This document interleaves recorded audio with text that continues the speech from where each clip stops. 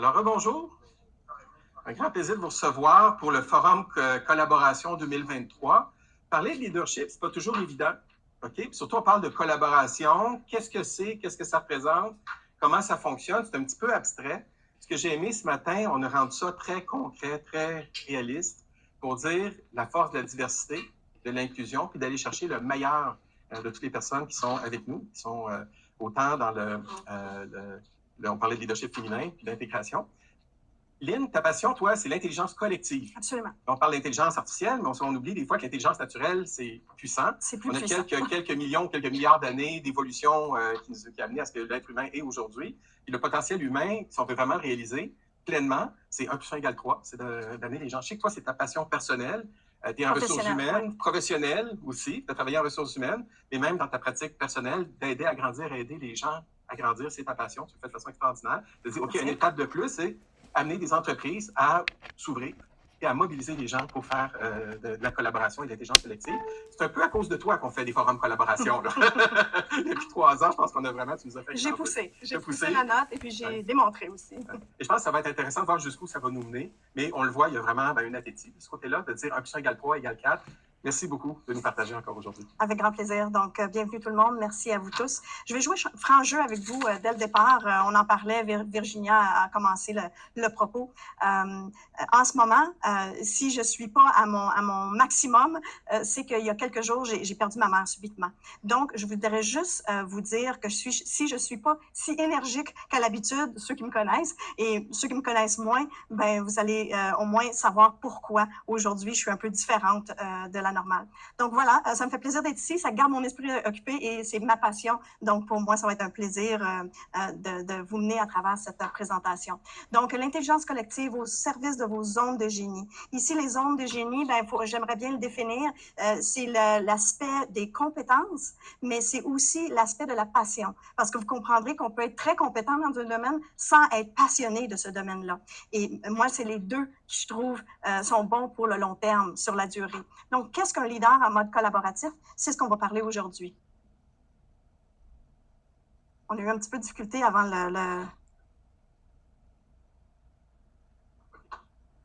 Sinon, je peux prendre les flèches. C'est bon? OK. Donc, entreprendre, c'est quoi? Entreprendre, vous voyez l'image ici d'une grande structure où on a eu à bâtir cette structure-là. Et à travers ça, on a eu souvent à pivoter.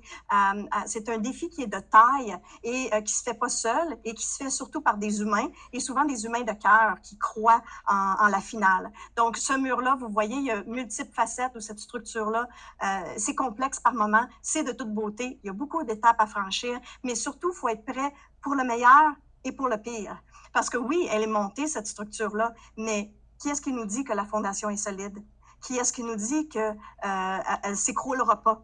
Et qui est-ce qui nous dit qu'il n'y aura pas une phase 2 de cette structure-là? Donc, entreprendre, c'est ça. C'est complexe, c'est pas évident, mais c'est de toute beauté. Et c'est la place où s'épanouir et bien se connaître et bien apprendre à connaître les autres. Et ça se fait pas seul.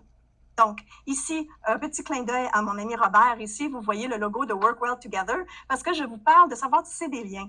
Et c'est une question de survie.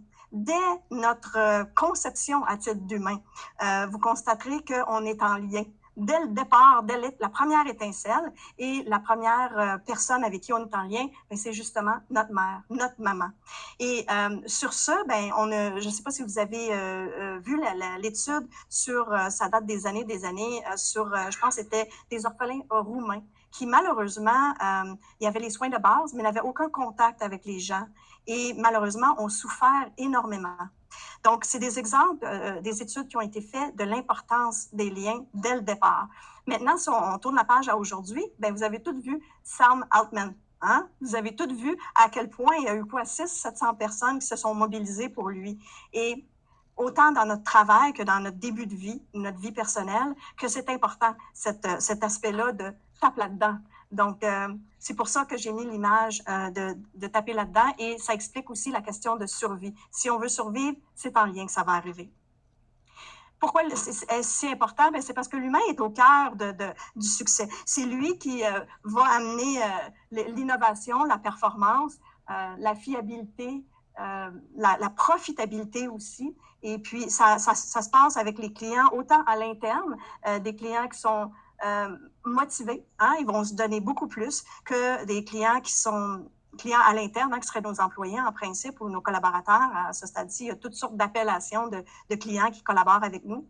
Et les clients qui sont à l'externe, ici, ça peut être autant nos fournisseurs, tout ça. Quand tout ce beau monde-là là, sont satisfaits, sont motivés, bien, c'est là la traction. Et c'est là la traction humaine qui rapporte l'enrichissement. Pas nécessairement, bien sûr, au niveau des dollars, mais l'enrichissement au niveau humain également. Donc, c'est pour ça que c'est si important. Moi, j'aime bien l'adage, tout seul, on va plus vite, mais lorsqu'on est ensemble, on peut aller plus vite et plus loin. Donc, la raison pour laquelle c'est le cas, c'est qu'on passe du « je » au « nous ». Donc, en passant au « nous », bien, encore une fois, comme Martin l'avait amené au départ, on a le 1 plus 1 égale 3, qui est mon cerveau plus le cerveau de Martin, par exemple, mais ça va donner un troisième cerveau. Et si on est un groupe, ben ça va être exponentiel. Et c'est comme ça qu'on peut arriver à nourrir nos zones de génie, puis pouvoir aller plus loin. On ne peut pas avoir tous les chapeaux, on ne peut pas avoir toutes les qualités. Donc, à partir d'un regroupement de gens complémentaires, on peut aller beaucoup plus loin. Donc, qu'est-ce qu'être un leader relationnel? Et surtout, pourquoi choisir le mode collaboratif? C'est ce qu'on va regarder ici. Donc, tout d'abord, un leader. Qu'est-ce qu'un leader? Ben, j'en parlais justement avec madame ici. Un leader, c'est quelqu'un qui prend une décision, c'est quelqu'un qui prend charge, c'est quelqu'un qui entreprend quelque chose et on le fait à tous les jours. Donc, il ne faut pas voir un leader comme un influenceur. Quoi qu'il y ait un peu, mais comme sur les réseaux sociaux, qui a qui est reconnu. On fait du leadership à longueur de journée lorsqu'on prend nos décisions. Donc, on est tous des leaders à notre façon. Donc, moi, je mets le leadership au sens large du terme. Le rôle du leader en affaires, selon ma définition de la chose, ça serait identifier le potentiel de croissance et surtout d'agir. On peut l'identifier, mais si on n'agit pas, on n'ira pas loin. Donc, c'est de lier des opportunités, des objectifs à des gens afin d'atteindre un collectif qui serait en santé, que ce soit un regroupement, que ce soit une entreprise, c'est d'être en santé le but. Donc, qu'est-ce qu'un leader en mode collaboratif? Je l'ai défini ici en étant un porteur de projet qui s'entoure d'un solide réseau de gens compétents, de gens de confiance. On peut penser ici au comité aviseur, on peut penser au partenariat qu'on peut développer, on peut penser aux collaborations, à nos collaborateurs, on peut penser à nos abonnés. Il y a plusieurs façons de voir la chose, mais c'est avant tout quelqu'un qui est un créateur de valeur, qui sait se positionner de façon authentique. Parce que je ne sais pas si vous avez remarqué, mais lorsque les gens sont des créateurs de valeur et qui ne livrent pas leurs promesses, ou qu'on a peur qu'ils en mettent trop, ben on se retire souvent, on est méfiant. Donc, c'est important d'être authentique dans qui on est et dans ce que l'on projette et ce que l'on présente. Donc, ça peut être un entrepreneur, un intrapreneur, un multipreneur, mais c'est surtout quelqu'un qui valorise les relations. Donc, il voit la richesse de la différence.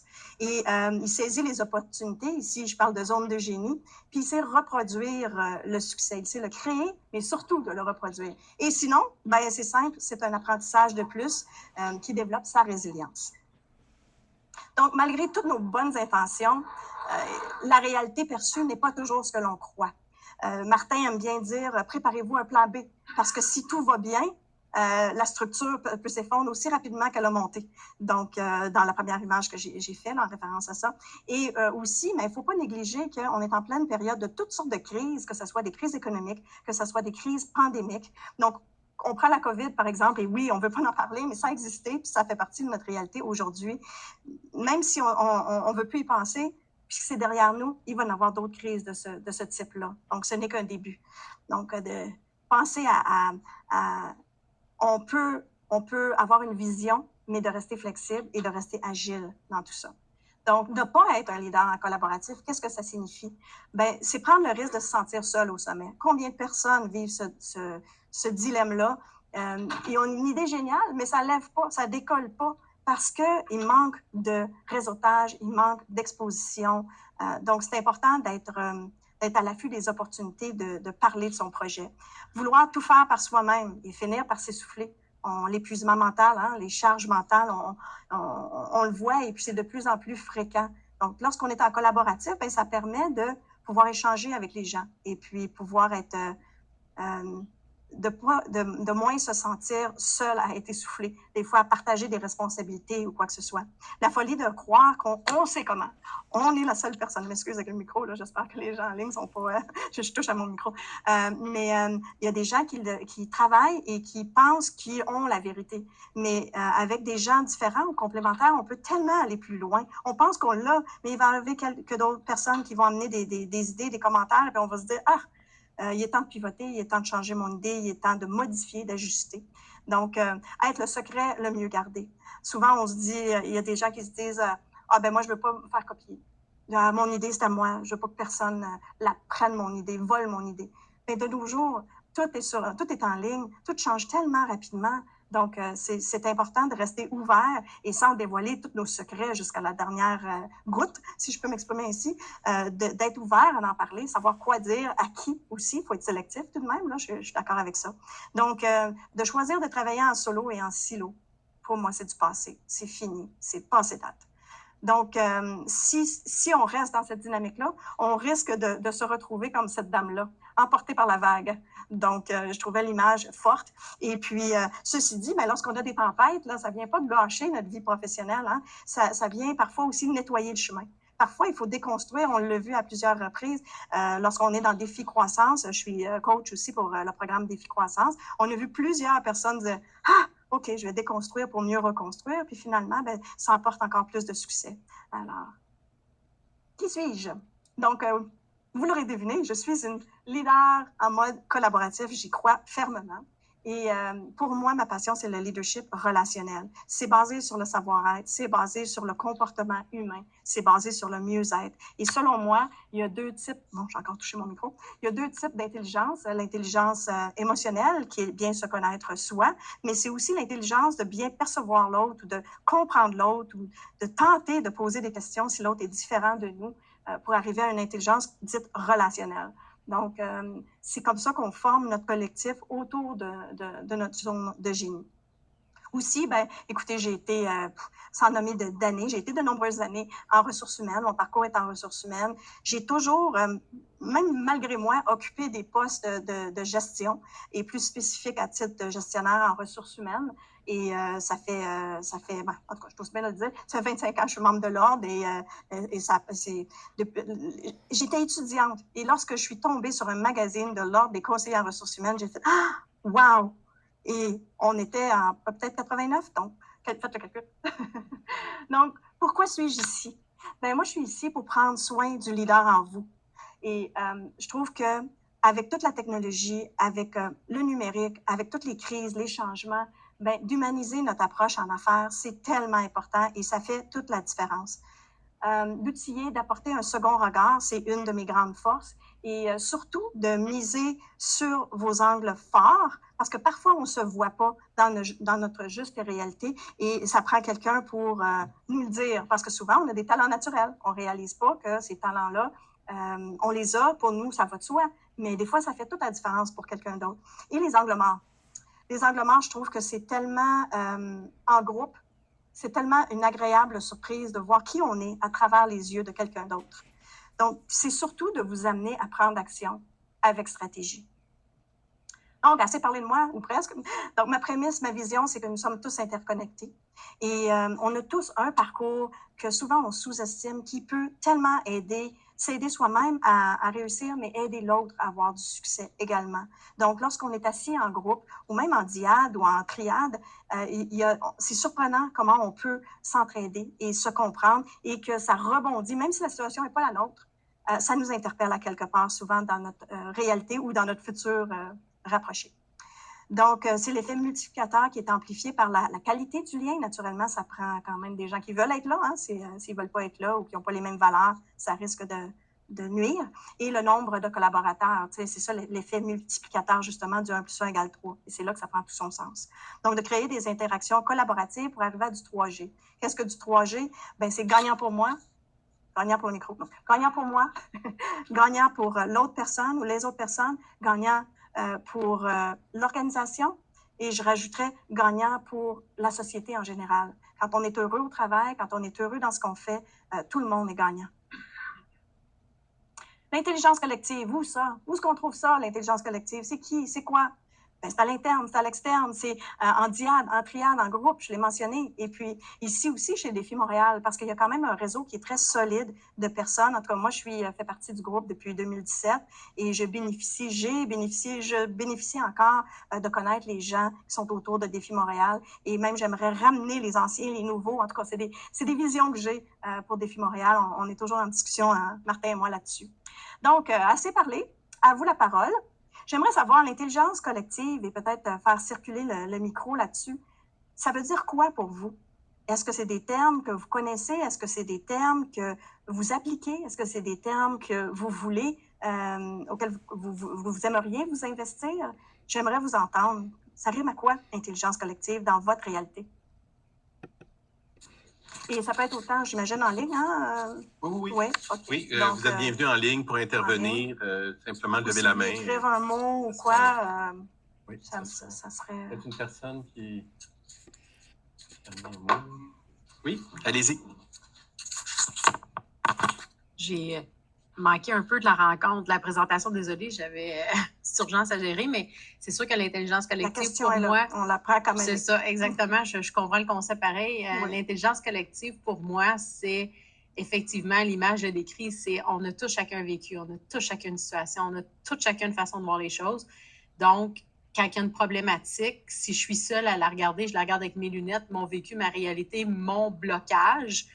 Mais quand j'ai 5 autres personnes autour de moi qui ont peut-être, c'est pas un ingénieur, c'est pas un avocat, mais il va m'apporter un élément qui va faire « Ah, j'avais pas pensé à ça », et donc on va grandir, évoluer. Fait que pour moi, c'est ça l'intelligence collective. C'est bien résumé. Merci d'avoir cassé la glace, même si le début t'a manqué. Est-ce que... Oui. C'est tes concepts.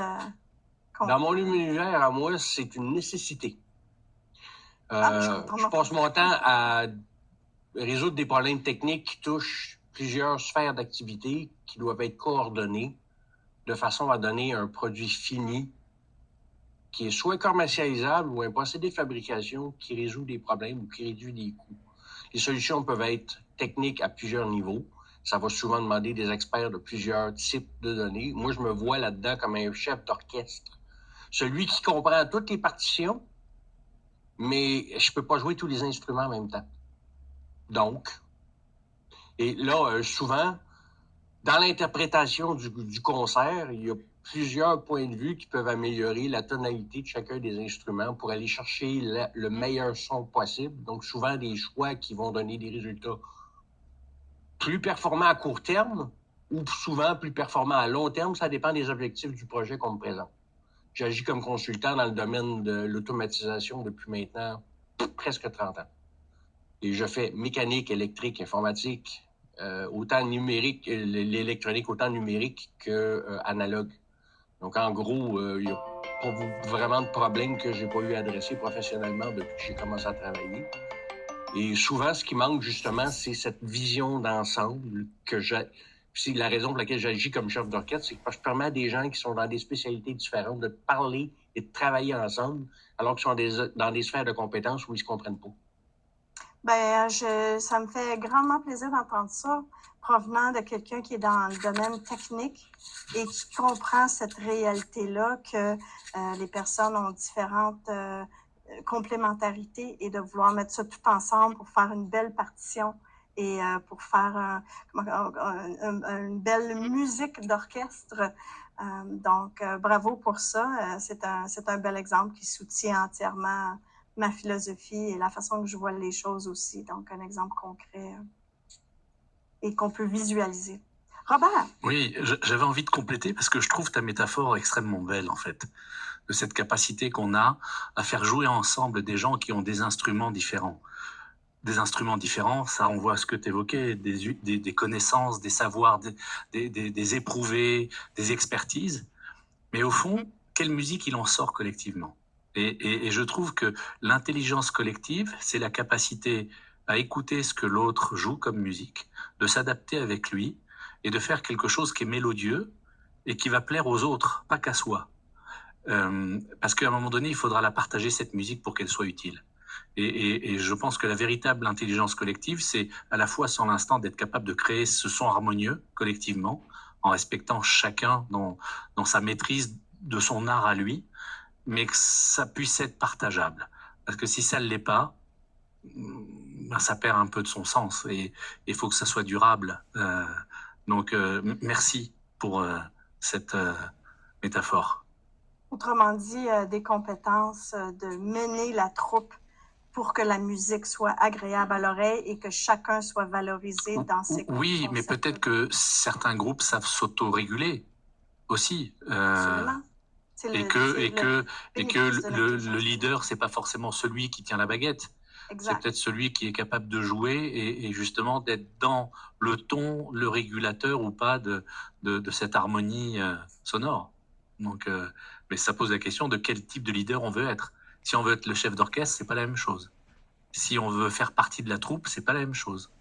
Et est-ce que chaque leader est conscient de où il se situe? Est-ce que de temps en temps, il n'est pas en train d'enlever l'instrument de l'autre pour lui dire non, regarde, je vais te montrer, il faut que tu joues comme ça? Ça n'a pas le même sens. Donc c'est pour ça que je trouve cette métaphore très belle finalement. Il y a plein de choses qu'on peut transposer en tant que leader dans cette capacité à traduire le talent des autres en musique agréable pour les oreilles de tous. Excellent, bien dit. Je suis d'accord avec ces leaders. Ça met pas la responsabilité sur une personne, mais le groupe en entier. Puis Martin le sait, là, il bouge pas, mais justement, moi je dis c'est notre chef d'orchestre au niveau de notre troupe d'Avengers qu'on appelle au niveau des coachs, de faire ressortir chaque personne à sa juste valeur. Donc, on a des belles occasions chez Défi Montréal et Défi Croissance aussi. J'ai vu le micro circuler. Moi, c'est juste l'intelligence collective. C'est un mot, c'est l'humilité.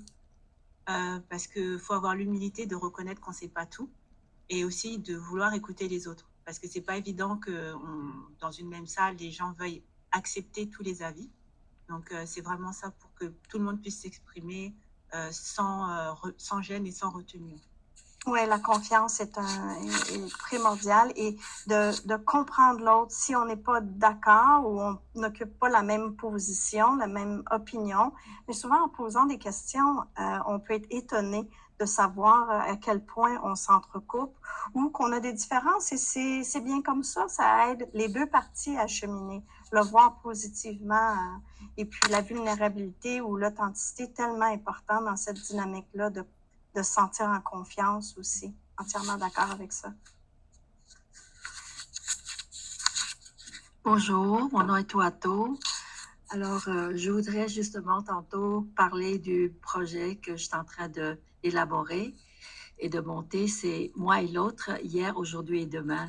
C'est dans le sens des relations humaines et je le pense dans le cadre familial parce qu'il y a beaucoup de séparation, de divorce, tout ça.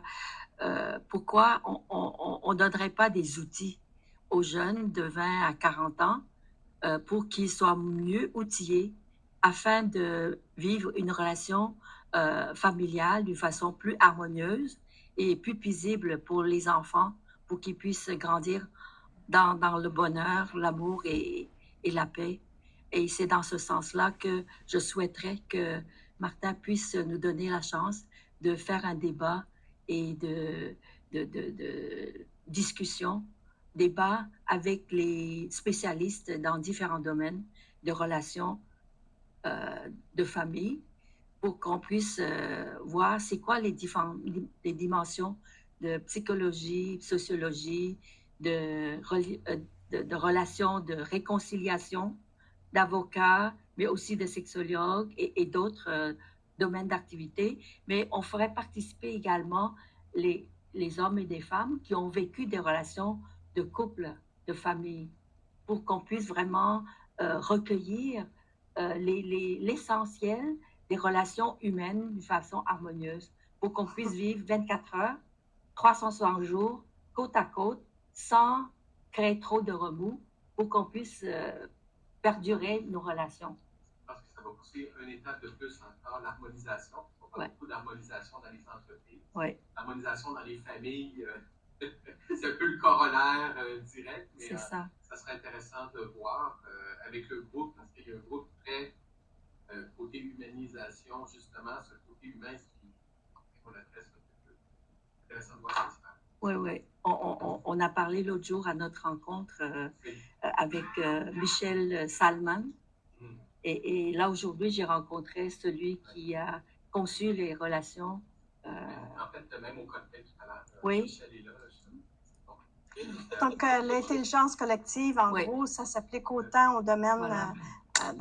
entrepreneurial qu'au domaine des relations aussi oui. personnelles. Oui, oui. Mais ça peut-être, on va s'adapter plus l'écriture, le contexte plus familial au lieu de parler d'entreprise. Ça va être très utile. Il y a beaucoup de choses qui existent déjà les relations, communications non-violence de l'UNESCO ou d'autres organismes qui ont déjà conçu ces outils-là. Alors, on va utiliser tous ces outils-là pour le mettre plus au service de la famille. Donc, la graine est semée. Voilà. La graine est semée. Alors, je vais poursuivre et puis il va y avoir d'autres occasions s'il y en a qui veulent parler, mais là, il faut que j'avance un peu parce que Wad va m'attendre. Donc, ici, je vous présente notre DG à l'Ordre des conseillers en ressources humaines, un regroupement de 12 000 membres. Et en gros, ce qu'elle dit dans son article, faut-il faire confiance à l'intelligence collective? Ben, elle dit que les organisations qui tirent leur épingle du jeu savent tirer avantage de l'intelligence collective. En fait, les environnements de travail qui sont empreints de sens, Marilyn, où es-tu? Qui sont empreints d'ouverture. Marilyn, c'est une coach à défi croissance, donc j'aime faire des clins d'œil. J'en ai fait un à Robert, un à Martin, ça s'en vient, il y en a d'autres. Qui est empreint de sens d'ouverture, qui donne l'autonomie et la reconnaissance aux gens qui sont en place. Elle prône aussi, elle est d'avis qu'on peut faire confiance à l'intelligence collective parce que la trame de fond du futur proche demeure la volonté de mettre l'humain au centre des organisations et des décisions. Donc, c'est assez puissant comme message et ça vient quand même tout de même de notre DG. Donc, moi, ça me réconforte de savoir qu'il y a quelqu'un comme elle qui est de la même école de pensée que moi. Voilà. Donc, accepter la différence, justement, ce n'est pas qu'une tendance. Hein? Par respect pour l'humain, l'équité, l'EDI, l'équité, la diversité, l'inclusivité, c'est une obligation légale à présent, mais c'est surtout une obligation morale. Donc ici, petit clin d'œil à Catherine Dumas, qui n'est pas ici malheureusement, et Michel Salmon, qui font aussi partie de notre Dream Team de coach chez Défi Montréal. Donc, ça permet à chacun de s'épanouir et surtout la faculté de se remettre en question. Depuis le départ, lorsqu'on parle d'intelligence collective, qu'on parle de se remettre en question. Et je trouvais que ça allait dans la même lignée. Selon les statistiques de l'Ordre que je viens de lire il y a à peine, je dirais 3 mois, peut-être 6 mois, on dit que dans un futur approché, 75% de la main-d'œuvre, on parle de pénurie de main-d'œuvre, proviendrait des gens qui sont jeunes et des gens issus de l'immigration. Donc, dès maintenant, c'est important d'accueillir ces personnes-là, de faire de la place, comme Michel disait, je fais référence à son module de défi croissance ici, pour accueillir la diversité au sein de nos équipes, pour amener d'autres idées. Ensuite de ça, j'aime bien l'image ici, je vais passer rapidement, mais l'égalité, hein, c'est donner la même chose à tous. Tandis que l'équité, c'est d'être juste pour tous. Donc, on voit les petits tabourets, là, je ne sais pas comment les appeler, mais je trouvais l'image. J'aime beaucoup, je suis une fille d'image, je suis une fille de nature, donc mes images s'en vont en ce sens. Donc, le leadership en collaboratif, en action. Il y a 2 grandes actions, en tout cas, que je vais parler aujourd'hui. Il y en aurait peut-être plusieurs, mais à quand remonte votre dernière réflexion stratégique? De prendre du recul, de prendre la perspective et de voir l'avenir. Et je vous poserai la question, si vous n'avez fait une réflexion stratégique, à quoi ressemble votre plan d'action pour la fin de 2023, 2024? Et est-ce que vous avez un plan quinquennal ou triennal jusqu'à 2028? Je serais curieuse de savoir. Ensuite de ça, ça m'amène à parler de pourquoi s'investir dans l'intelligence collective. Il y a plusieurs retours à valeur ajoutée. Puis ici, je vais prendre juste un exemple, celui du co-développement. C'est une méthode en 6 étapes qui est relativement simple, mais tout est dans la facilitation ou l'animation du groupe et puis de bien savoir poser les questions. Donc, ça permet justement un moment planifié d'arrêt pour se re-questionner, pour faire une réflexion stratégique en groupe. C'est une prise de recul stratégique pour prendre de meilleures décisions. C'est se déposer, sortir de sa zone de confort, sa zone de connaissance et d'échanger les bonnes pratiques pour le meilleur et pour le pire. Hein. Les erreurs peuvent être très utiles pour aider les autres. Il ne faut pas le voir comme quelque chose de négatif, mais plutôt comme un apprentissage. Puis nécessairement que les bons coups, hein, ça vaut de l'or. Donc, l'important, c'est de ressortir avec des pistes de solutions qui ont été éprouvées parce que les gens l'ont vécu. Donc, ils peuvent vous en parler. Et c'est vous qui prenez la décision finale. Donc, est-ce que ça s'applique à votre situation et comment on peut l'adapter, l'appliquer? C'est à vous de voir ça. Donc, c'est de créer des connexions humaines qui peuvent être très impactantes. Moi, j'ai une complice, ça fait depuis 2015 qu'on se parle, je dirais en moyenne aux 2 semaines. Puis, on s'échange sur comment on fait pour grandir nos affaires et tout ça. Et puis, je vous le souhaite tous d'avoir des complices, des personnes autour de vous pour pouvoir grandir la chose. Et c'est à partir de... J'avais conçu un groupe de co-développement et c'est à partir de là que notre relation a débuté. Donc, il y a des retombées aussi qui peuvent être étonnantes. Je n'irai pas dans le détail, je voulais donner des exemples, mais là, je vois que le temps file. Donc, ce qui est bon à savoir, parce que tout n'est pas parfait et tout n'est pas magique, mais c'est qu'on n'a pas toutes les réponses sur le coup.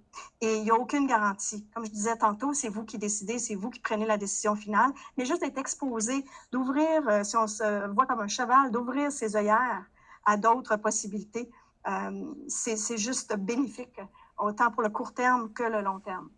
Ça demande l'humilité, ça demande du respect, de l'engagement, ça demande d'être en mode donnant-donnant et ça demande des efforts constants. C'est pas en une réunion qu'on va dire « Ah, wow, on peut ressortir boosté », mais c'est au fil du temps que la confiance s'établit, qu'on se connaît mieux et qu'on peut échanger sur une base qui est encore plus conviviale, si je peux m'exprimer ainsi, puis qu'on se comprend. Donc, ça demande un effort d'être conscient de la réalité des autres et de la sienne surtout, hein, et puis de vouloir innover, déconstruire pour mieux reconstruire. Et aussi, les conditions, bien, c'est un climat d'entraide où diverses opinions sont appréciées et ce, sans jugement. On est souvent porté à juger, mais il faut mettre le jugement derrière nous et écouter l'autre, poser des questions avant de juger. On a souvent le réflexe d'être en mode réparation, en mode conseil, en mode recommandation. Mais avant d'être en mode recommandation, faut commencer par comprendre la réalité de l'autre. Ensuite de ça, bien, si on parle du mode de co-développement, bien, c'est un lab, un collaboratif. C'est de la co-création, clin d'œil à Stéphane ici. C'est un collectif, finalement. Et c'est accessible, c'est à distance, en présentiel. Et ça se fait de différentes manières. C'est une réunion interactive. Et c'est dans le cas du co-développement, bien, il y a un déroulement qui est précis. Alors, on reste flexible, mais il y a quand même 6 grandes étapes qu'on se doit de respecter pour avoir un maximum, en retirer un maximum. Vous pouvez le faire par vous-même, hein? Do it yourself, l'auto-expérimentation. C'est partout sur le web, comment faire du co-développement. Moi, ce que je vous dirais, c'est important d'avoir une personne qui est neutre pour que les gens se sentent en confiance et pour en retirer le maximum. Donc, avec une personne qui n'est pas dans votre organisation, ça permet un second regard, des fois, qui est différent. Donc, ça peut être un atout. Et surtout, une personne qui sait poser des questions clés. Parce que si vous vous asseyez juste pour faire une réunion, il y a plus ou moins de structure et qu'il n'y a pas de questions posées, ben ça peut être, à mon avis, en tout cas, selon ma définition, ennuyant et ça rapportera pas autant. Donc, les réseaux avec lesquels j'ai eu le plaisir de travailler ou qui m'ont servi de source d'inspiration, il y en a plusieurs. Ça fait longtemps que je roule ma bosse au niveau du co-développement ou des groupes d'échange d'entraide. Et un des piliers dans le co-développement, c'est le groupe, les 2 personnes, Paillettes et Champagne. Il y a même une association qui existe. Donc, c'est du sérieux, c'est éprouvé. Alors, c'est pour ça que j'aime bien cette méthode-là qui est très simple, mais qui a fait ses preuves aussi. J'ai eu le bonheur aussi d'être dans des groupes d'entraide, femmes et sœurs, qu'on appelle aujourd'hui EVOL, avec la méthode IO, peer-to-peer ou pair à pair en français aussi. Le réseau des femmes d'affaires aussi, j'ai participé aux cellules d'entraide qu'on appelle. Et les groupes de discussion, les communautés de pratique de l'Ordre des conseillers en ressources humaines, ça a été une ressource pour moi. Ça continue à l'être de fois en fois. Mes présentations sont beaucoup basées là-dessus. Carrefour RH, mettez ça quelque part dans vos notes. C'est vraiment une bible avec plein d'informations sur les ressources humaines, mais les relations humaines aussi. On a eu un conférencier chez Défi Croissance qui était Hugo Boutet, qui m'a beaucoup marqué aussi dans sa façon de faire. Lui, c'était le EOS Worldwide, qui est juste une petite bride comme ça pour vous dire d'où ça vient. Les check-in, comment c'est important de checker in, comment les gens vont, qu'est-ce qui se passe pour eux. Un peu comme j'ai fait. Mon check-in aujourd'hui est plutôt, comment dirais-je, je suis moins peut-être enthousiaste que j'ai l'habitude de l'être parce que je vis une situation. Donc, c'est un exemple personnel de check-in que j'ai fait auprès de vous. Mais aussi le check-out. Comment on repart de notre réunion? Avec quel item on se doit d'adresser? Donc, j'avais bien aimé cette présentation-là. Et naturellement, ben, on a fait des ateliers chez Défi Montréal. On va en refaire. Et j'ai eu le plaisir de travailler avec le groupe Passionimo. Si vous voulez en savoir plus, ça a été le trip de ma vie. Mais en tout cas, je n'irai pas dans le détail parce que faute de temps, mais ça a été un beau mandat que j'ai eu le plaisir de livrer.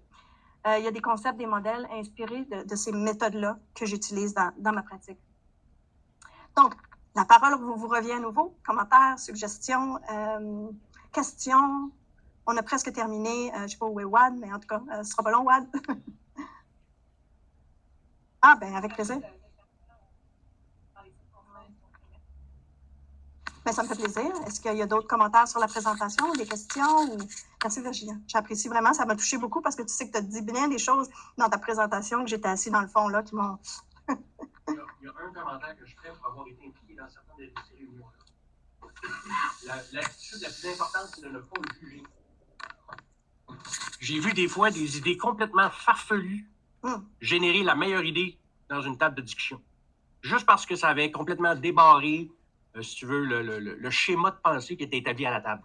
Donc, l'attitude à avoir dans ce genre de rencontre-là, c'est vraiment, là, laissez vos jugements à la porte. Complètement. Toutes les idées sont bonnes à écouter. On ne sait jamais où ça va aller. Oui, parce que souvent, il y a des gens qui renchérissent sur cette idée-là, puis là, hop, ça devient autre chose. Tu viens de le faire.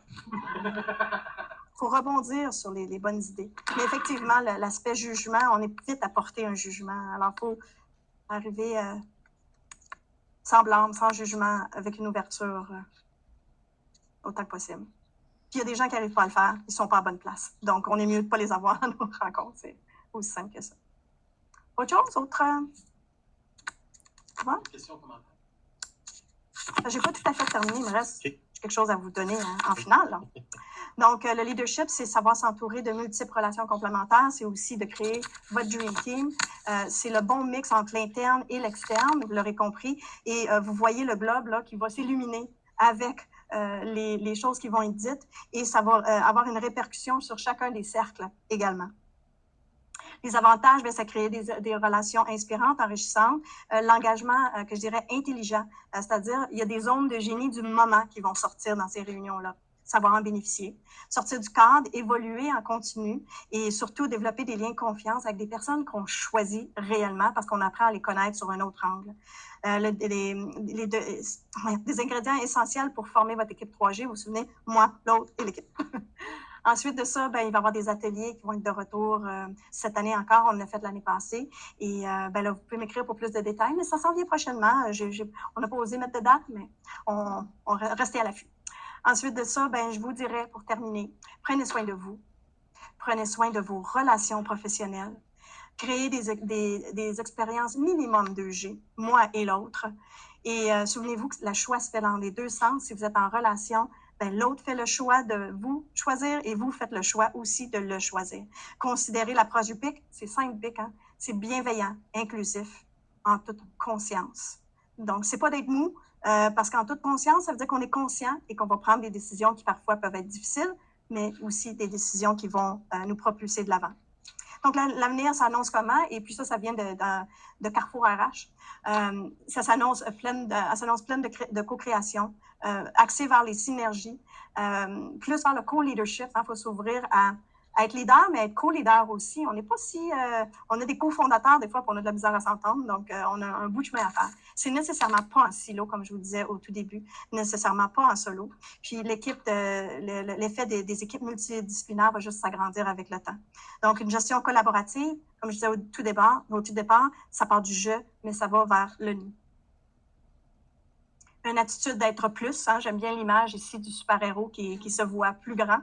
De vouloir aller plus loin en continu, c'est vouloir développer ses compétences, ses zones de génie pour demeurer sur son X, mais son X est en mouvance. Donc, c'est toute la complexité de la chose. Donc, valoriser les talents, l'unicité, la créativité, être agile, être flexible dans tout ça et l'erreur innovante, parce que l'erreur n'est pas nécessairement négative, ça peut nous amener plus loin. Et je vais vous parler de réflexion stratégique dans quelques instants. Je vous souhaite plein de feux d'artifice pour la suite.